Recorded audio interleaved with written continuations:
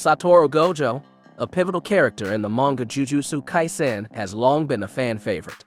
He embodies the powerful and enigmatic teacher who excels in combat. Gojo's character has significantly contributed to the global popularity of the series, making him an integral part of the narrative.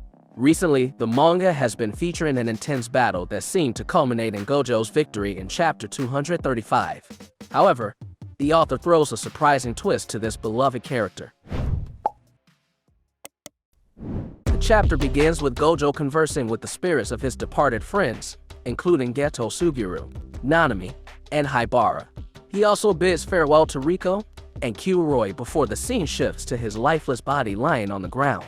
The unexpected twist in Gojo's fate unfolds as Sukuna explains the mechanics of Mahoruga's adaptability. It hinges on the time elapsed after the Shikigami receive a hit, targeting the space around his target rather than directly attacking Gojo. This renders Gojo's formidable infinity ability ineffective, as Mahoruga can't cut through anything within his designated space. As a result, Gojo is literally cut in half, and the victory swiftly passes to Sukuna. Gojo's confidence stemmed from his unrivaled strength, which he confidently displayed throughout the series. Even when questioned about his ability to defeat Sukuna, Gojo remained resolute, claiming that he would emerge victorious, especially with the amplification of his abilities by HYPEKAGE's curse technique. He also asserted that Sukuna was already too powerful, negating the need for Megumi's powers in their confrontation. Remarkably, Gojo expressed pity for Sukuna, as the latter was unable to showcase his true strength during their battle.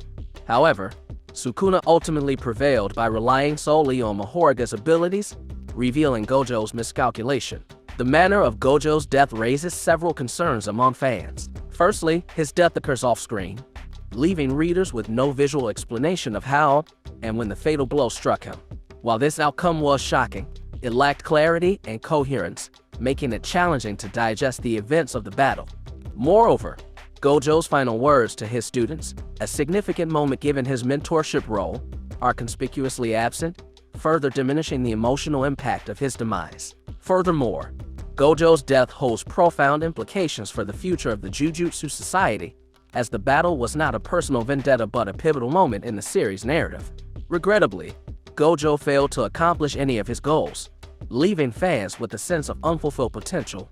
Additionally, the introduction of the cutting through space technique feels abrupt and unexplained, as it appeared without prior setup or foreshadowing. This sudden inclusion gives the impression that Gojo's death was forced into the narrative, contributing to the overall disappointment surrounding the conclusion of the battle.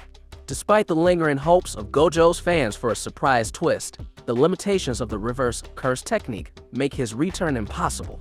While flashbacks may shed light on his character's backstory, the prospect of his resurrection remains unlikely.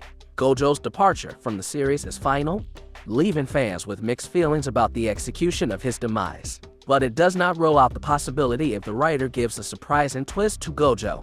So far, there are only two ways to stop the reversing curse user. The first is by destroying his head, and the second is by poisoning him, because the poison itself cannot be removed easily except with the reversing curse technique that is more powerful than the regular version. In Gojo's case, Mahoruga only cut off his body, so there is a possibility that Gojo can come back to life. It's just less exciting if Gojo wins this battle. It would make the manga boring. Let Yuji as the main character shine in the next chapter.